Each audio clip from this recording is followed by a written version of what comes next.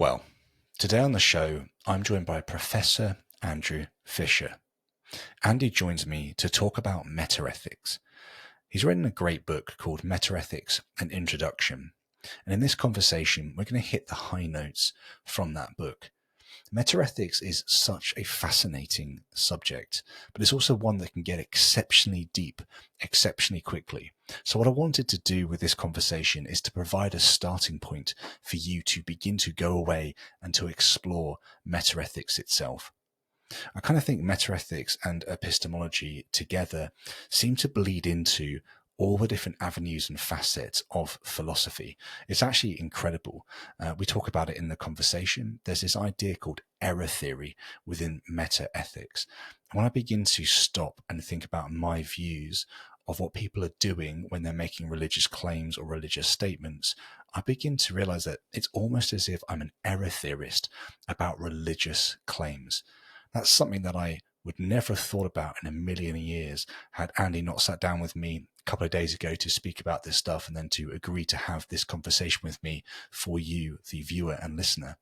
So I hope it serves you. I hope it encourages you to pick up Andy's book, to explore this space and recognize that having a foundational knowledge in things like metaethics for this conversation and epistemology as well are going to give you a fantastic bedrock to begin to go away and to explore other philosophical avenues. If it's your first time checking out the show, I'd ask you to hit the subscribe button, and if you're on YouTube, select the bell notification icon. That's going to remind you whenever we release a video here on the channel. If you wouldn't mind giving the video a thumbs up, liking it, sharing it with your friends, your family, your followers. We grow because you take the time to share these conversations, so please think who'd find it to be a helpful conversation and then share it with them. Okay, I hope you enjoy this conversation on metaethics with Professor Andrew Fisher. Cheers.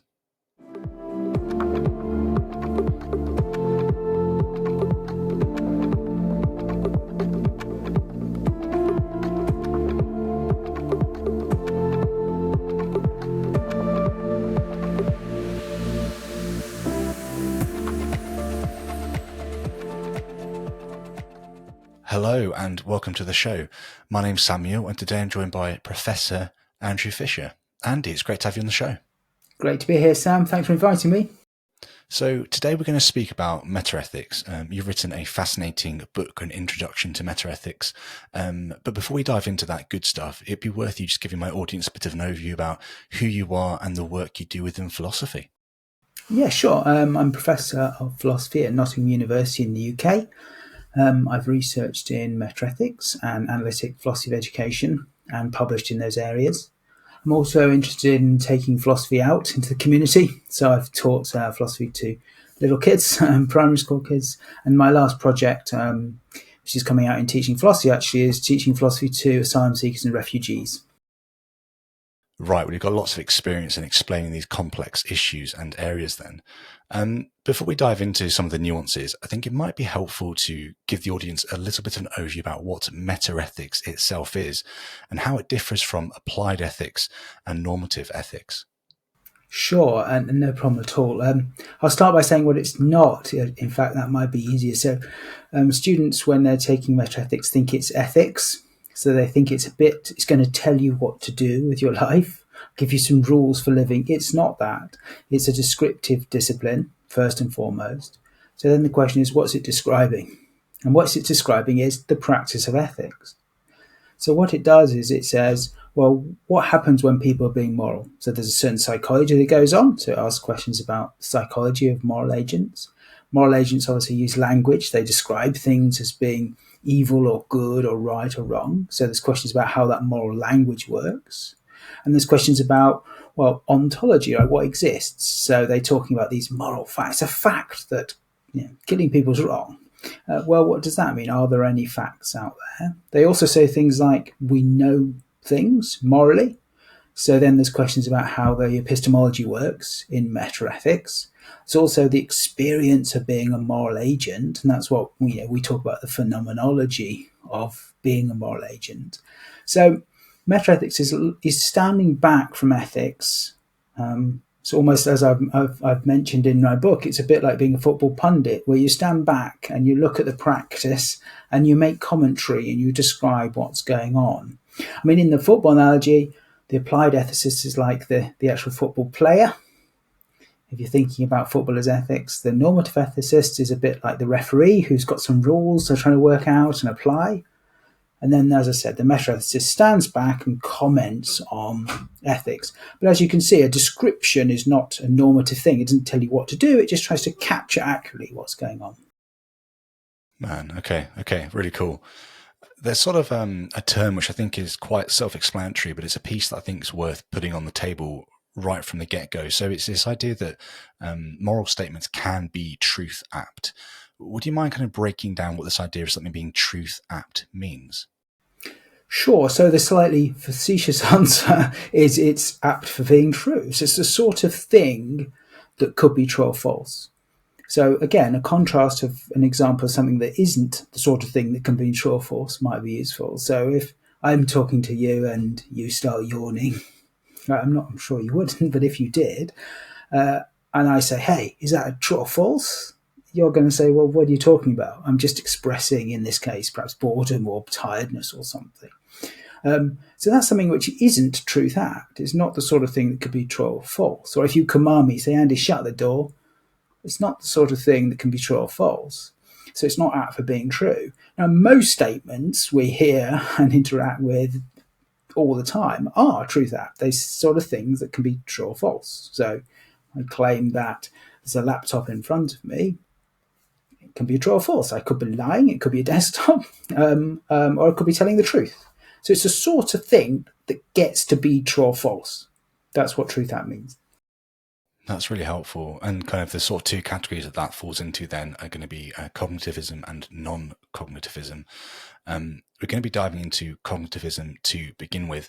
A space that we've spoken about a little bit before is error theory, which I found to be fascinating, but also, I don't know, at times it feels like it's intuitively wrong. So I kind of want to dive into this. So error theory, for those who want to know, states that moral claims are truth-apt, but also that all moral claims are false. And as I mentioned, this feels intuitively wrong. So can you dive into what error theory is and why there's this feeling that that's just not okay?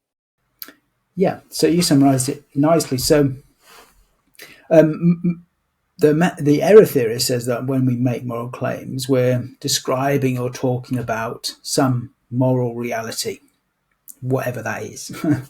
I'm making a claim about the world. That's the first point. And the second point is there is no moral reality or moral world.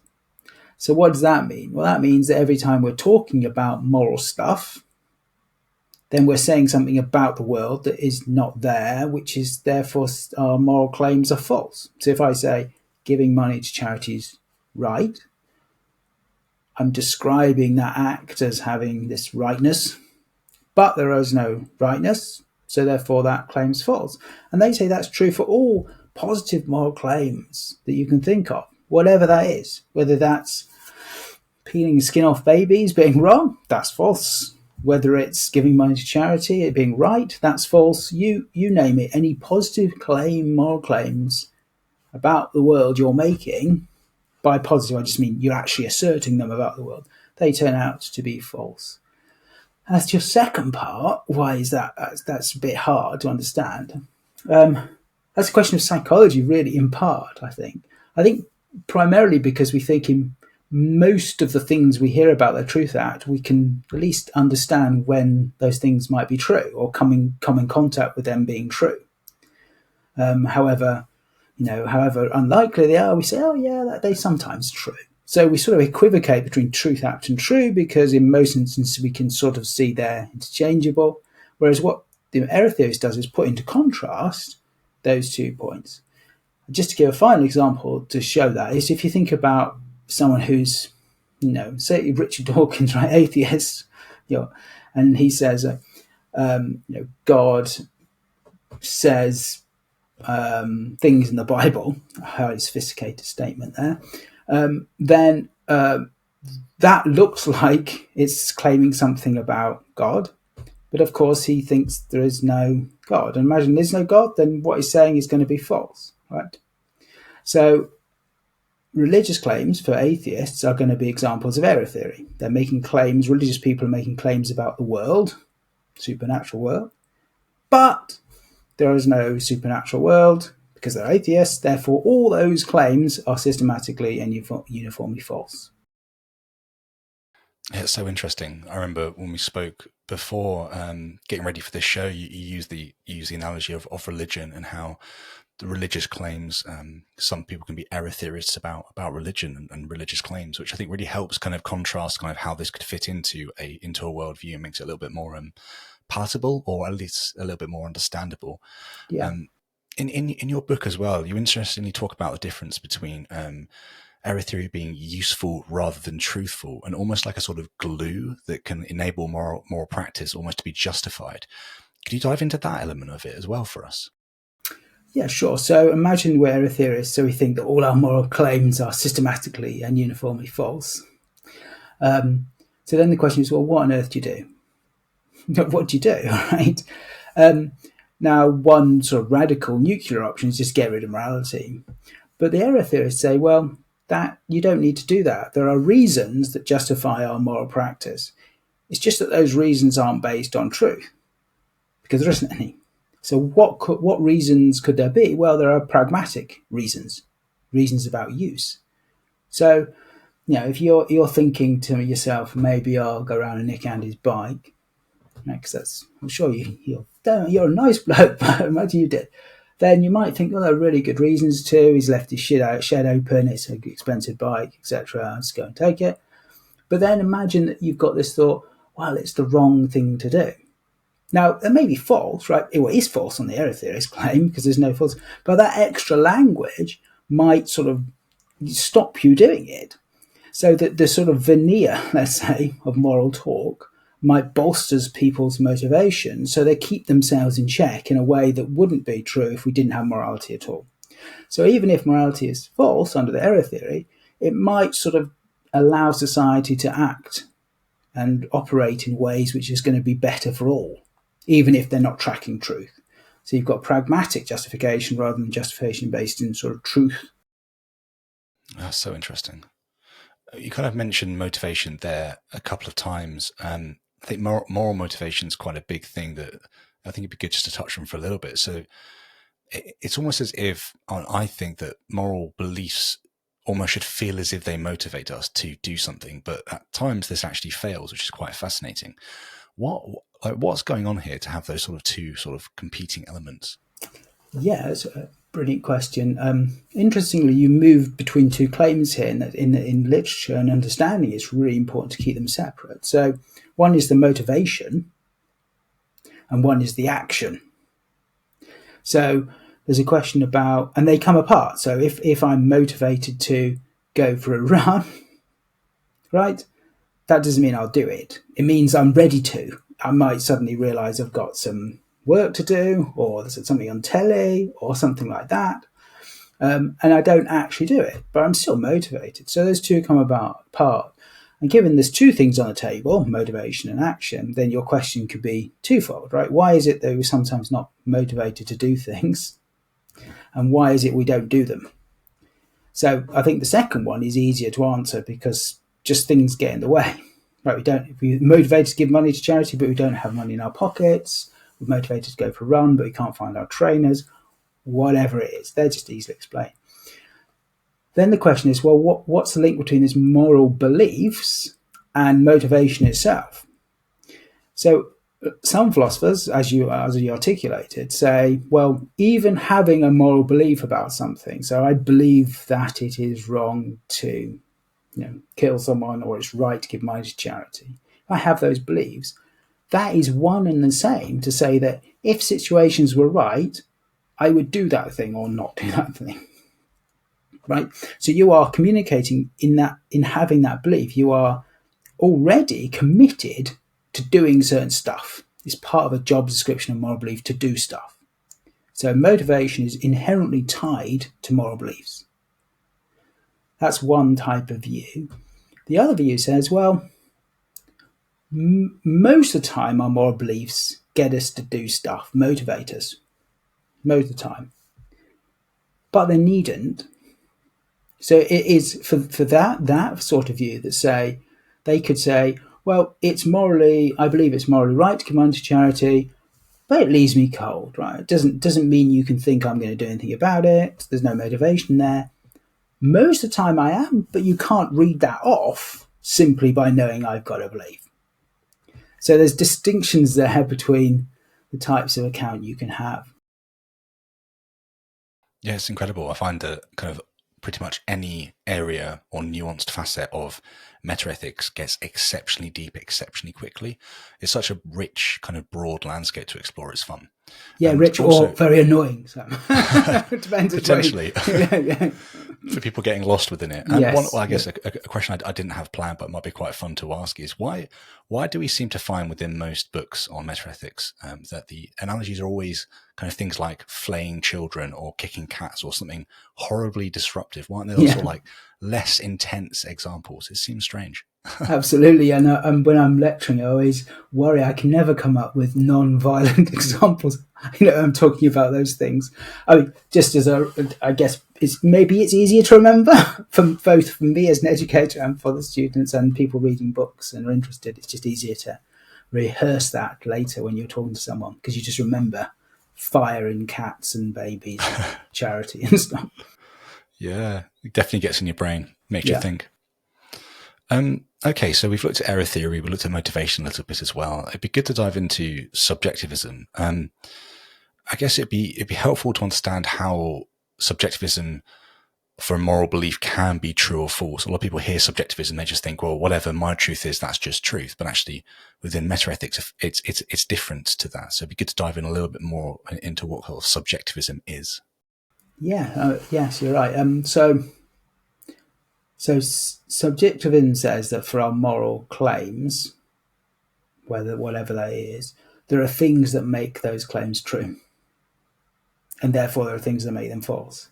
It's just that what those things that make them true are to do with the subject, the individual. So it might be my approval, it might be my disapproval, it might be some feature of my psychology. So if I say, I'm trying to think of non-violent examples now. If I say, that isn't giving money, let's say giving money to charity, because I'm uninventive in my examples. If I say giving money to charity is right, the subjectivist might say, well, if that's true, what makes it true is that you have certain approval towards giving money to charity. So that's the thing that makes it right. So subjectivism has truth because the truth is to do with the subject. So if I was to believe then that giving money to charity is bad it's not morally worthwhile, probably a less intense version, and then I was to discover at a later date that something within me has changed, then I now think that giving money to charity is a moral good.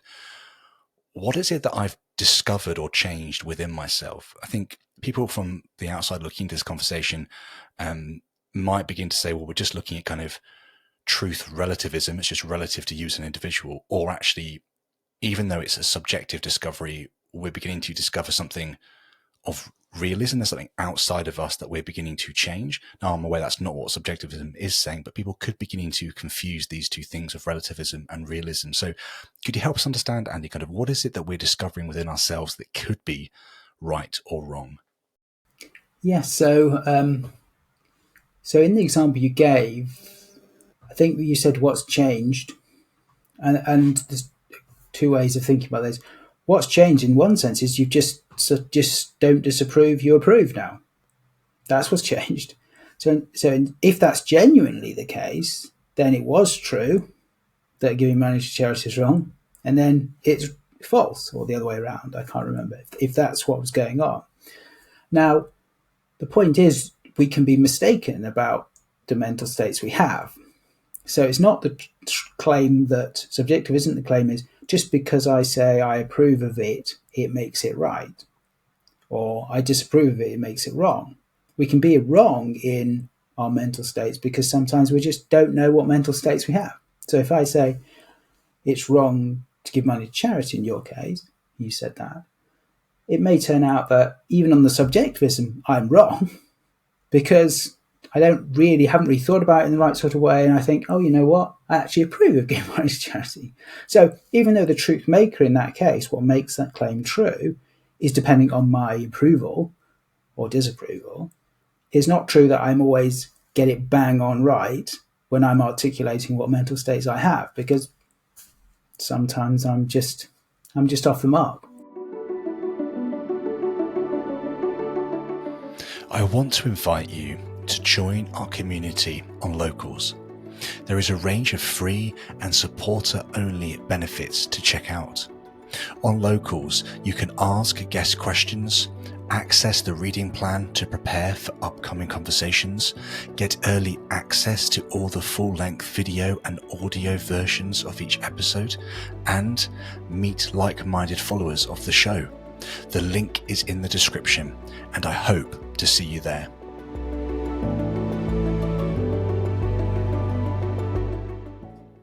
That's really interesting. I want to kind of begin to look at moral realism now then. So I'm aware it's a massive space, and it encapsulates things like moral naturalism and moral non-naturalism, which we're definitely going to dive into. I think the first thing to probably lay down is this idea of kind of moral realism is often conflated with, or people begin to believe it specifically means objectivity. So could you help us pin down a sort of working definition of moral realism and compare it to moral objectivity? Yes, I can have a go. So this is just my take on it, and I know that's an obvious qualification, but there is so much, as you said, there's so much stuff on it. So for me, if you're a moral realist, there's two key components, right? You think there are moral facts that exist if you're a moral realist, and secondly, you think they're independent from they're independent from you in some way that needs specifying. So, and that seems true with, if you think about whether tables are real and rain is real and other things are real, what do we want? We want them to be a genuine fact about the matter, and we also want to make it that we could be wrong about that fact. We could think there's a table there but be wrong, or we could think it's raining but be wrong. They seem pretty key essentials to what realism is about. So if you're a moral realism, you think there are moral facts. You also think that we can be wrong about those facts. Notice I've been silent on the nature of those facts, what they're like, where they're found, how we know about them, whatever. So that's complete, and what that independence amounts to. And this is where the objectivity comes in. So some people think that what the objectivity should be understood as is independent from anyone's particular perspective on the issue. So, it's called perspective independence or stance independence. Something is objective in that sense. So it's not the case that you make it true or make it the case that certain things are facts, or me and you perhaps don't make it the case. There's some independence from a set of people or set of perspectives. That's really important, spelling out in that way, objectivity, because that means, because that gives space for views which say that there are moral facts, but they're dependent on people, right? Because you might say, well, that seems really weird. I thought you said they have to be objective, and you've just said dependent on people. But what I've said is they have to be independent of certain people's perspective. You have to be able to be wrong about that. And you can imagine cases where whole groups of people, even though the facts are dependent on those things, are not clear about what the facts are in that moral realist view. So moral realism is the idea that there are these moral facts, they're independent, but not sort of necessarily mind independent out there in the world like stones and tables are, but independent in the way that we could, as a group of people, be wrong about them. It's such an interesting space. And I think kind of this might be a good time to kind of add in the sort of module of moral naturalism, essentially, and it's sort of tied to almost scientific epistemology. So I think it can often be rooting itself in things like flourishing or well-being. So we could use the example of slavery as something that people have held as being okay in certain parts and times in the world, and then over time it's been discovered that this isn't okay, and there's sort of this sort of moral realism seems to come in, but it's rooted within, I would say, the sort of kind of scientific epistemology. Like we can use things like flourishing and well-being to kind of lay out and level and measure human flourishing and say it's better if human flourishing increases and it's worse when human flourishing decreases, and actually use that as a component. Is that how you would kind of describe moral naturalism? I think so. Moral naturalism is the view that, in my understanding, the things that exist will be found. The moral things that exist can be found within a scientific outlook. So imagine you're scientists and they have a bit of paper and they write down everything that exists. Would moral stuff be on that list? That's the question. Now, one motivation for thinking and hoping and arguing that it would be on the list is that it gives you a nice epistemology. Why is that? Well, because we know how we know natural stuff. Right? I know how there's a table in front of me because I can look and see it. I know that it's windy outside or raining outside because I feel it. So the epistemology around natural stuff is well rehearsed and we understand it. So if you can couch moral stuff in natural stuff, whether that's flourishing, as you mentioned, or well-being, or what we desire, desire to desire, or what some philosophers in the really more complex way say, what we desire to desire, we're fully informed and fully rational, considering what we would want in a non-desired, non-rational state. Whatever that is, that's neat because it allows us to talk about epistemology in the same way as the natural stuff. So that's one of the very big attractions to naturalism. If you're a moral realist and a naturalist, one of the attractions is you get the epistemology in a relatively straightforward way. That's so interesting. And then people look at things like moral non-naturalism. So things like kind of Platonic forms or God is the classic example. And then often people say that obviously these things will have been prior to kind of sentient conscious creatures kind of coming into the scene, and they'll potentially still be here if sentient conscious creatures come off the scene as well, because they're held in a different place than kind of us needing to be the arbiters or the ones that uphold them. They're either Platonic or they're God or something like that. So would you mind kind of breaking down into that? So is it, am I right when I say that for the moral non-naturalist, they could argue that their morality is true no matter of the moral practitioners witnessing it? Yes, certainly some forms of non-naturalism would say that, and they might take that as some kind of, however small, intuitive tick against their view. So we think that it's always been wrong to peel skin off babies, right? And if we just disappeared, although it doesn't make sense to talk about babies when we all disappear, but if we disappeared, it would still be wrong to peel skin off babies. How can that be true? Well, because it's something to do with forms or God's will or something else. So yes, that would be true. For some non-naturalist views, they would say that these things would be, the rightness and wrongness, whatever, would exist independent of us. So therefore would carry on existing. And kind of divine command theory is something that is kind of used in this space quite a lot. Someone like William Lane Craig would be a proponent of that theory. There's a sort of dilemma that's sometimes pitted at the sort of foundation of this, a sort of ontological versus epistemological conundrum almost, or dilemma. So it's the Euthyphros dilemma, which is very classic, that the question is, does God decree good actions because they are good, or are good actions good because they are decreed by God? I thought it'd be quite cool just to dive into that a little bit with you today, Andy. Would you mind exploring that for us and breaking it apart? Sure, absolutely. So I'll just rehearse that a little bit and then talk about whether I think it's a good challenge or not. So if you think about why do people introduce divine command theory? So they would introduce it in terms of theoretically because it supposedly helps explain why things are right and wrong. Right? Just explain it. It's right because God commands it's wrong. That's great. Okay, so then this Euthyphro dilemma says, well, there's two options here, right?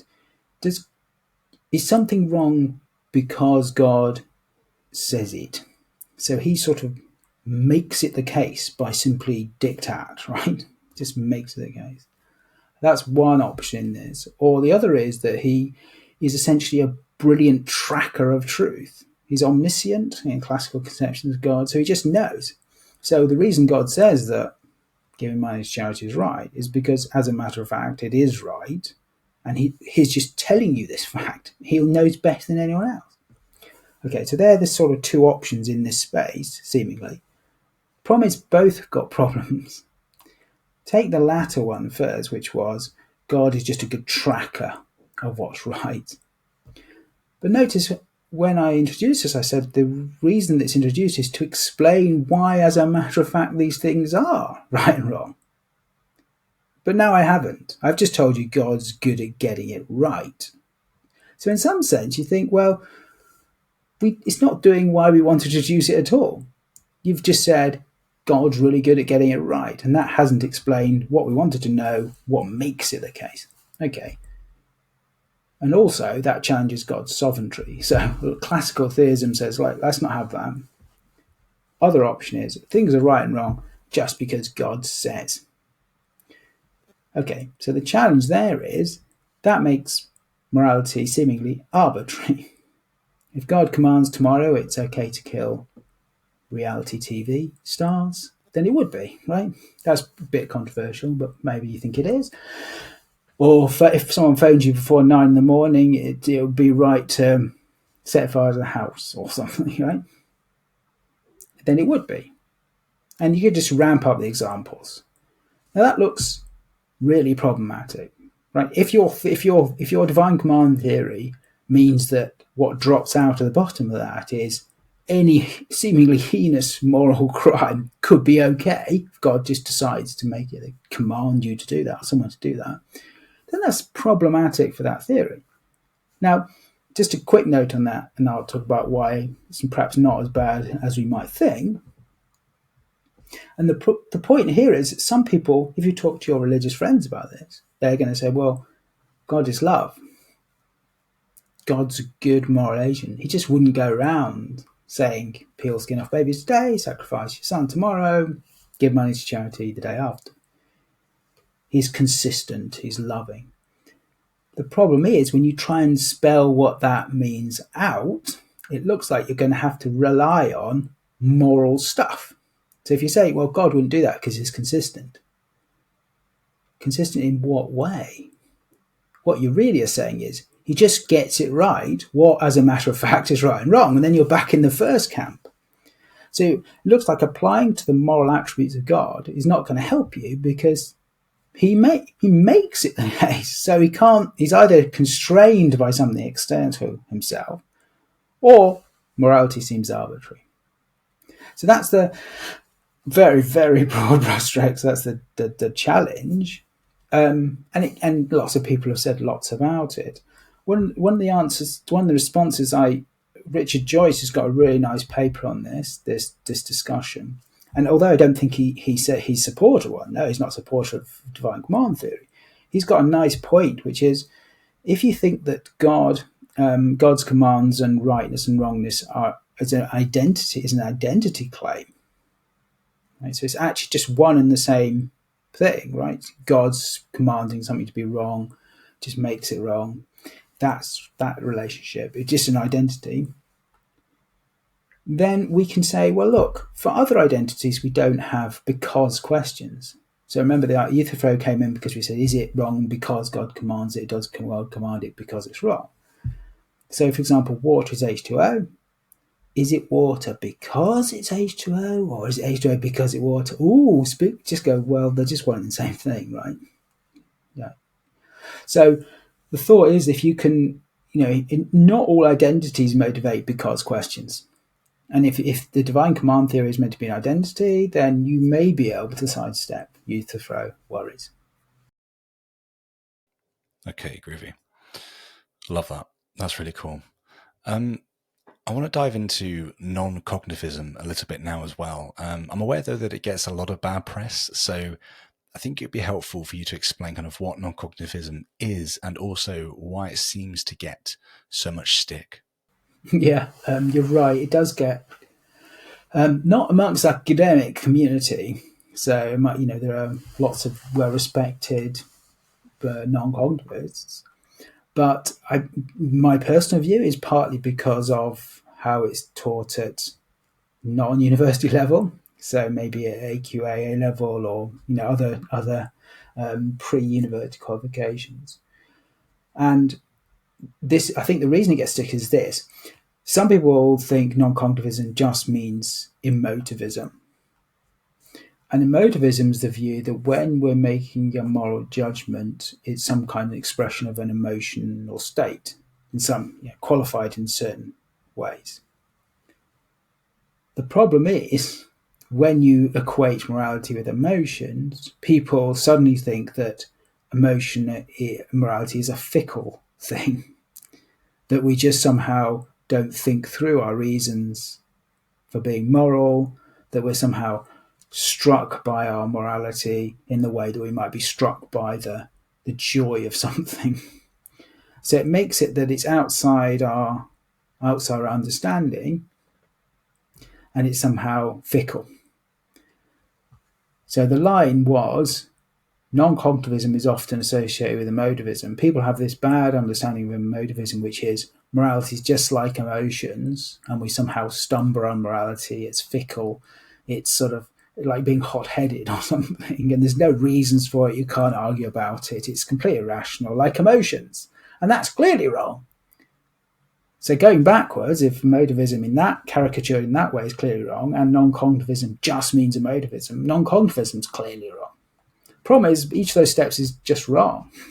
Like, non-cognitivism doesn't have to be spelled out in emotivism, and emotivism isn't the view that when you make moral judgments, it's somehow just like emotions, in that sort of fickle, we're not thinking about it, we're struck by it. Yeah. That's really interesting. And we're going to dive into emotivism a little bit more as well shortly. I want to kind of, I guess, talk about the idea of truth, and the possibility of non-cognitivists holding on to truth, or not holding on to truth, being the fact that they don't believe that moral claims express belief. So I guess to start off with, how is it possible for somebody to kind of retain truth and also believe that these moral claims themselves don't express beliefs? Do you mind kind of diving into the truth element a little bit for us? Sure. Just to say, and as you rightly picked up, so non-cognitivism is the view that when you make a moral judgment, you're not expressing a belief. One, perhaps a neat way of understanding beliefs are about stuff. They describe the world as being a certain way. So you can see why beliefs are associated with truth-aptness. So they're the sort of things that can be true or false, beliefs are, because they're describing the world as being a certain way. Non-cognitivists say that when you make moral judgments, you're not expressing a belief. So then you're not talking seemingly about anything.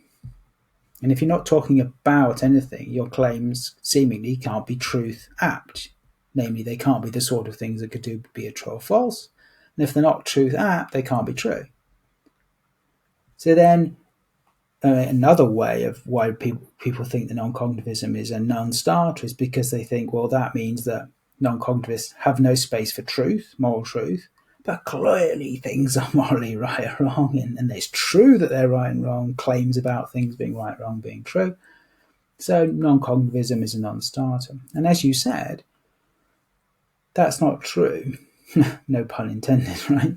That's because that account of truth and truth-aptness that I just outlined is just one option of what truth-aptness and truth is in the array of what philosophers talk about in terms of truth. So, for example, if you think truth is about being able to assert, if you say snow is white is true, just means snow is white. There's no extra entity here. Or if you say that truth is about coherence amongst groups of people, then maybe there's ways of motivating truth that don't require your claims to be about stuff and that stuff existing in the world. So it's only when you have a certain account of truth, namely a correspondence theory of truth, that you get into this problem of, well, it looks like non-cognitivisms can't have truth-aptness or truth. If you reject that, talk about correspondence theory, deflationist theory, other theories, then you've got a way of talking about truth. That's really interesting. Kind of almost like you're addressing the same thing, but kind of something else at the same time. Almost like you're kind of collapsing or deflating. You mentioned this idea of truth. I find that to be really, really helpful. I don't know if this is possible, but kind of I think when we began to talk about error theory, and we mentioned that you can kind of be an error theorist about religious claims, that was a really useful way to kind of help me to kind of get my head around error theory and why it's possible to push back against that sort of kind of gut or instinctual reaction that doesn't make sense for me to be making moral claims for them to always be false. Is there another space like religion or like something else we could use to kind of dive into this idea of sort of collapsing truth just a little bit more to really help sink it home? You could run, and I think people do run, a non-cognitivist theories in religion as well. So the claim there is that when you are making claims about God, say, then you're not describing some features of the world, you are expressing a non-cognitive state. And it's true because when you're making those claims, that if you can genuinely assert those claims, and there's certain rules of your language in your operation, then that's all that truth is, right? It's about the ability to make those assertions in those contexts. I use assertions in quote marks there. So, if someone said truthfully, God exists, that's true. Does that mean it has to be a God? Well, no, because I don't think truth operates in that sort of way. There's a different account of truth here. No, that's really helpful. And I think kind of moving on a little bit then, sort of emotivism, aware that we've already sort of touched on it quite a bit, so potentially not really moving on at all. Kind of sorry, not sorry, but I think it'd be helpful just to go into a little bit more about the idea that very often emotivism is conflated with something like subjectivism. Kind of why is that the case? And as you explore kind of why those two conflations take place, maybe we could also kind of pin down a working definition of emotivism just a little bit more. Yes, you're absolutely right. So there is this conflation between subjectivism and emotivism. So the real question is this: when you're making a moral judgment, are you talking about something? That's the first question you need to ask, and this helps you keep those two positions distinct. If you think the answer is yes, you're talking about something, you're not an emotivist. The subjectivist goes on and says, yes, you're talking about something. What you're talking about is yourself, the subject, right? Let's just say that. The emotivist says you're not talking about anything. You're expressing an emotive state. So if you think again on other expressions we have, like yawning or squeals of pain or whatever, on the terraces shouting, hooray, then they're not about anything. They're not about your subjective views. They're not about how you feel. They're not about how you feel, etc. So emotivism actually genuine expressions of these emotional states, whereas subjectivism is not about that. You're not expressing those emotional states. You're talking about them. So one's an expression of what's going on, and one's you're talking about those emotional states. If you're watching this, then I just wanted to let you know that you can access the same content in audio-only form by subscribing via Apple Podcasts, Spotify, and Audible. In fact, you can search for the Socratic Sessions in your favourite podcast app, and whilst you're there, please leave a 5-star review. It helps others to discover these conversations. All links are in the description, and thank you. And I guess non-cognitivism itself, but also very often emotivism, I believe it's often called the boo hooray or boo hurrah theory. It's just kind of reinforcing that idea that actually it isn't necessarily talking about beliefs, it's talking about emotional states, and you're just expressing those through what's happening. Yes, that's right. Yeah. Another way of cashing out a distinction very briefly is that subjectivism has truth and falsity in it. So, broadly speaking, if I'm saying something's right, The subjectivists might say that's true if you are genuinely disapproving of it or approving of it, whatever. Emotivism, broadly speaking, doesn't have that truth because you're expressing an emotional state. Interesting. And there are other non-cognitivists like Simon Blackburn, who front projects like kind of Quasi-Realism, which I found really interesting as you explored it in your book. Almost like they're claiming that ethical statements project emotional attitudes, almost like they are real propositions or properties. It kind of feels at times like they're trying to have their cake and eat it too, to use an analogy that I love because I love cake. So there you go. But it would be helpful to go into kind of quasi-realism and kind of what that entire space and project's trying to do. Absolutely. I can give you a headline. They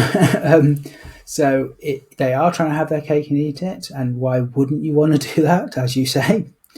It's an explanatory program. So it says, look, on the surface, how we talk and how we think and how we interact with other people seems to be realist and cognitivist. Seems to be like we talk about truth, we talk about disagreement, talk about facts, we talk about these things which seem inherently ontologically robust and cognitive and stuff. The problem is that real fact stuff seems a bit weird, right? And if you're a cognitivist, then you've got the worry of error theory there as well, right? So it'd be great if you could have that cognitive feel and the real feel, the ontologically real feel, but not actually commit yourself to them. So the quasi-realist is an explanatory program that says, I can show you how our language and talk and truth and these other things can work perfectly well and explain how they work perfectly well, but without the rich cognitivist and ontological commitments. I mean, in a very pejorative way, it feels a bit like that sort of greenwashing. Right, I can show you all the things we're doing about sustainability and green stuff, but not actually do it. That's a beautiful analogy. I want to talk very briefly then about prescriptivism, this idea that kind of what we're doing with these sort of moral expressions is we're giving kind of almost commands or almost saying things like don't abort or give to charity or things like that. I want to just kind of take a step back before we dive into prescriptivism, because I want to ask the question really if it's possible to blend something like emotivism with prescriptivism. Obviously, if you were to look at sort of a two cognitive views like subjectivism and moral realism, those things won't blend. It's just not possible. But it feels like with non-cognitivism, it's more possible to be a quasi-realist and an emotivist. Obviously, one's a project and one's more of a kind of way of viewing these things. I kind of wonder whether something like emotivism and prescriptivism could be blended together, potentially not, which is why I've got you on the show, right? So would you mind kind of helping us understand what prescriptivism is as a view, as a stance, and also if the non-cognitive views can be blended together at all, or if that's something that I've got completely wrong? No, I think it's a genuinely good question. I don't think you've got it completely wrong. So just to fill this space in, so the non-cognitivist is like the really high-level commitment that says when you're making moral judgments, you're not expressing a belief. That leaves a massive space to explain what's going on. And you could be saying, well, it's just, I said just, but you're expressing an emotion, so it's like emotivism. It could be a combination of emotions and perhaps you're prescribing on top of that, so like commands, so that's what's going on. That's not a belief state, so it's not cognitivism, it's some sort of prescriptive state. It could be other things. It could be about norms, certain normative states or stances or something. So how you fill that in is up to what type of non-cognitivist you want to be. And you're right, you could argue that the emotivist prescriptivist view goes together in some ways. You can pull out some of the emotivist stuff about emotions and some of the command prescription stuff and lump them together. They're not the same as could you be a cognitivist and non-cognitivist, which you can't. It's really interesting. And I guess some people listening to this might be their first time hearing a metaethical conversations, and I'm aware we're skimming the surface, right? I'm hoping people will go away and want to dive into this stuff more. They're going to have a question around their sort of intuitive moral judgments, and kind of whether they're reliable starting points for us to begin to explore the landscape of metaethics, right? It is a vast landscape with loads of nuances. We mentioned everything goes really, really deep, really, really quickly. So do you think that actually our moral kind of intuitions are a good place for us to start to begin to explore kind of what emotivism or prescriptivism are, etc.? So you threw me at the end because you said whether prescriptive and emotivism is right. So I think they're of absolute value. We have to start somewhere, right? And we don't operate in a vacuum. So we just have how we would respond in our intuitions to things. So error theory, for example, that's a really good one. So when I talk to about students or other people at error theory, they say, oh yeah, error theory is right, definitely. And I say, do you really think that? And they go, well, that's just my philosophy answer. My intuition is it's just wrong, right?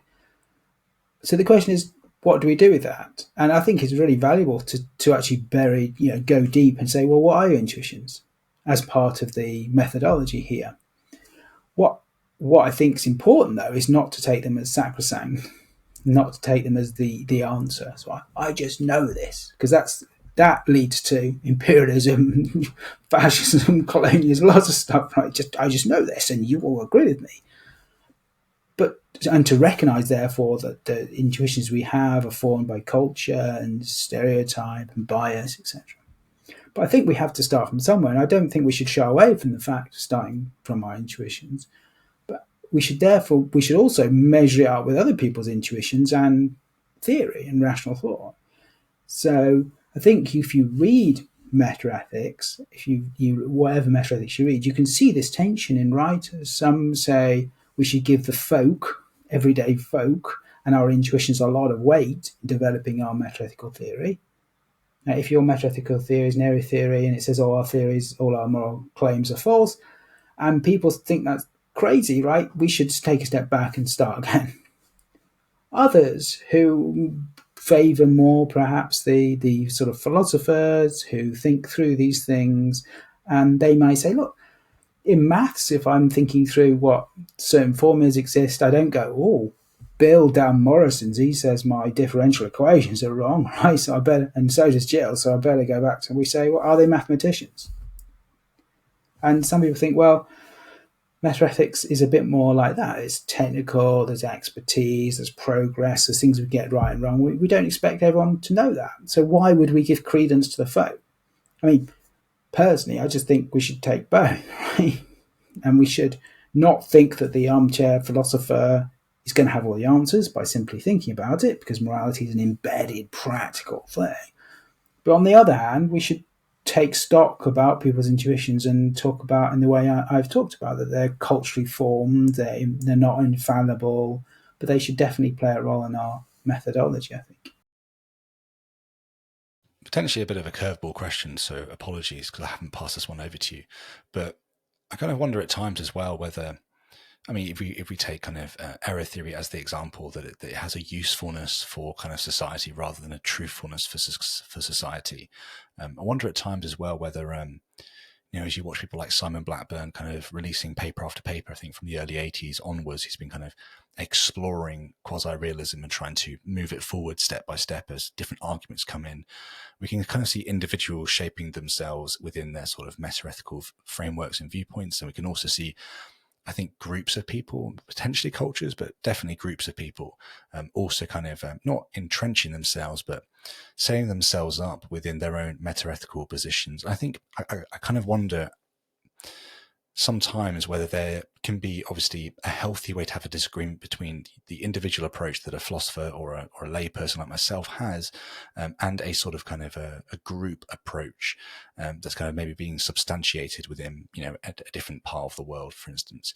I guess the question really is, and it's a bit of a weird one, but I think potentially quite helpful, is kind of how do we begin to explore these things and recognize that we're going to come across views that we just fundamentally disagree with, but that there's still going to be gems in there to mine. Because, for instance, Simon Blackburn hasn't been going at this cold face for no reason, right? There's something there that he wants to show the rest of the world, even if you aren't a quasi-realist yourself. So yeah, how do we begin to approach these things and recognize that we're going to be confronted with views that aren't our views, but it's worth exploring for the gems? It feels a bit like you're asking about conflict resolution. Like, Maybe. There's the psychology issues about being active listeners, having a disposition of listening first, and those sort of things, right? Choosing genuine discussion. But maybe one way of moving forward is there's been a big resurgence in XFI, experimental philosophy. So, thinking of things like trolley problem examples and other things where you say, well, what do people actually think?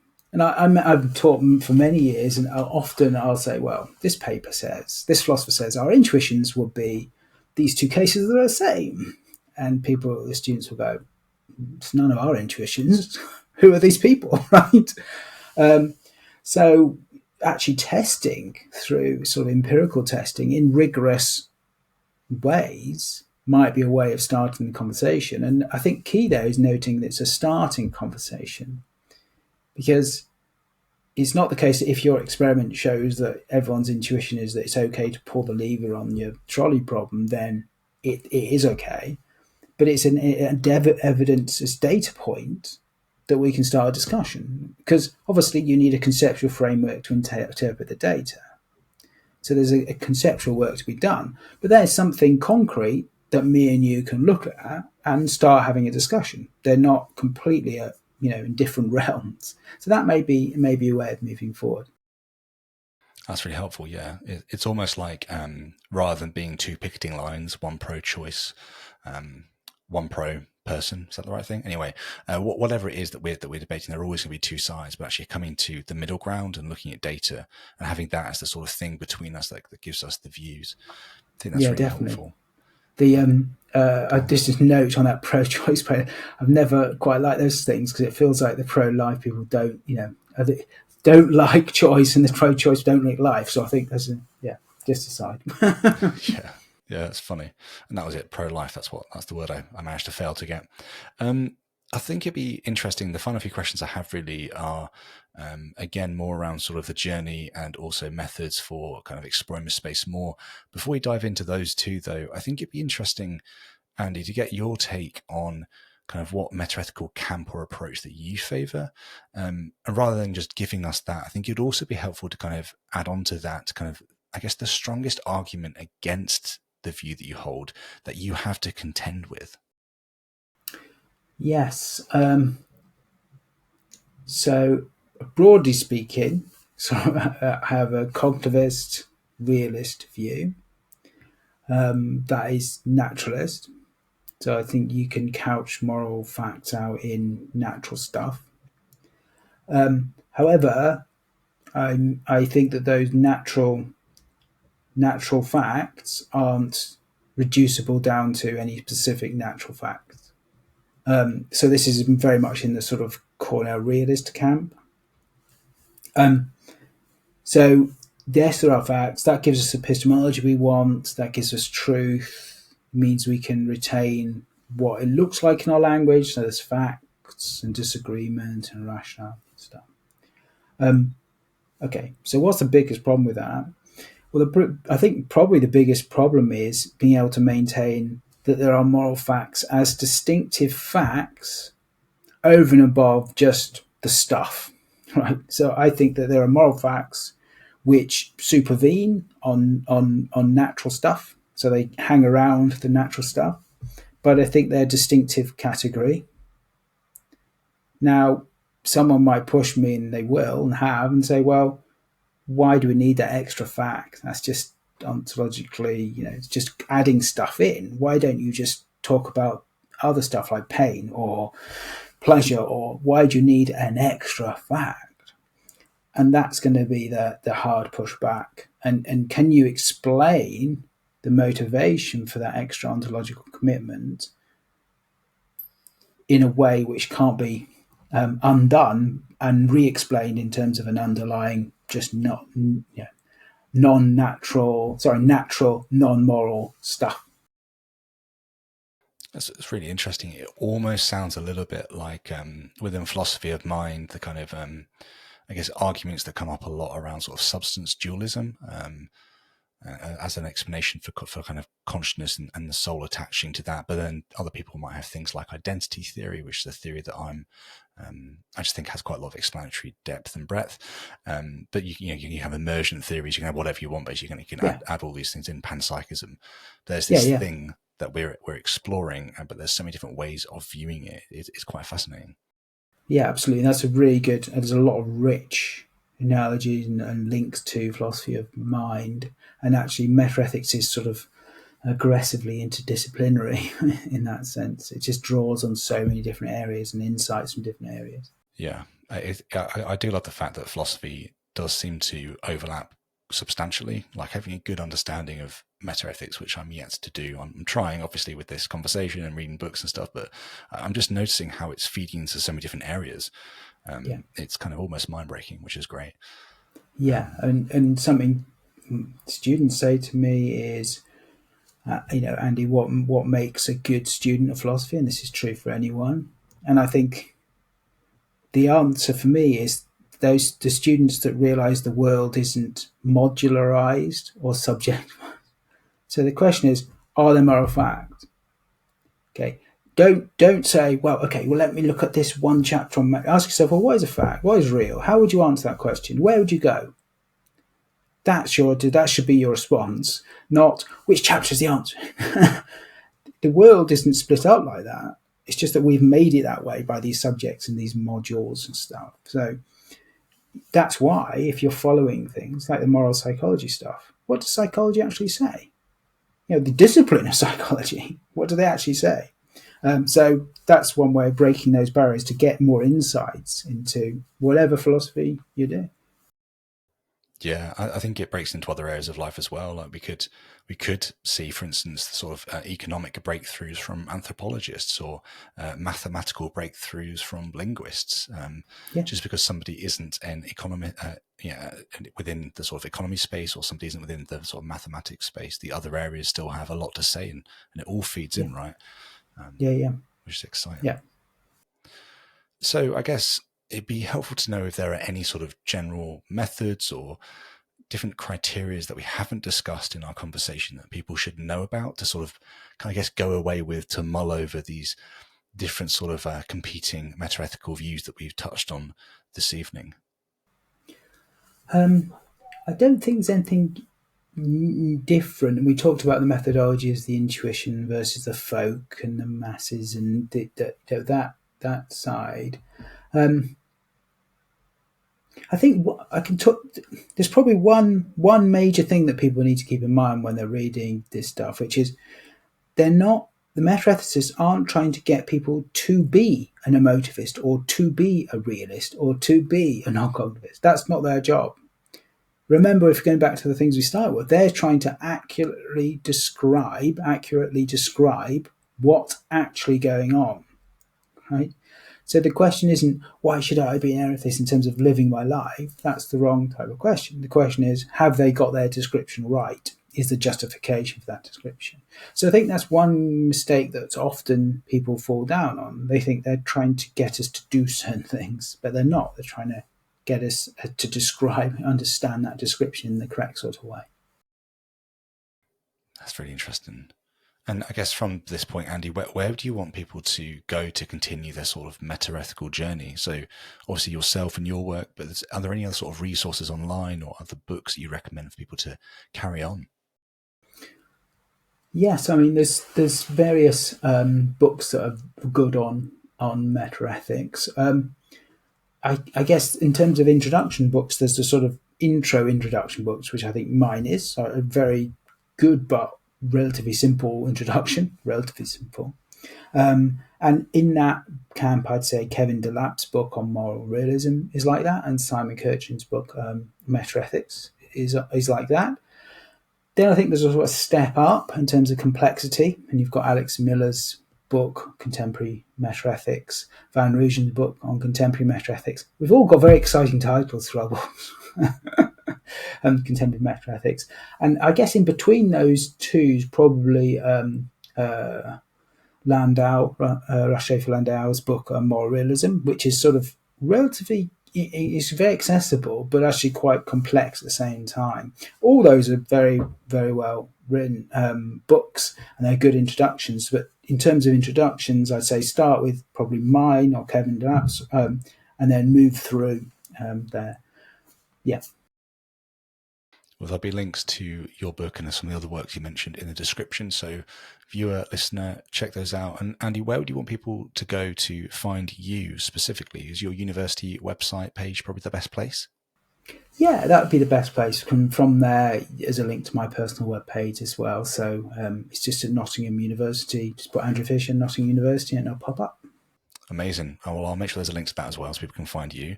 I'm aware this has been a whistle-stop tour, so we've touched on everything exceptionally lightly, which is I found fascinating. So I hope that's encouraged you, the viewer and listener, as well. But Andy, thank you so much for your time today. It's been a pleasure speaking with you. It's been great. Thanks very much, Sam.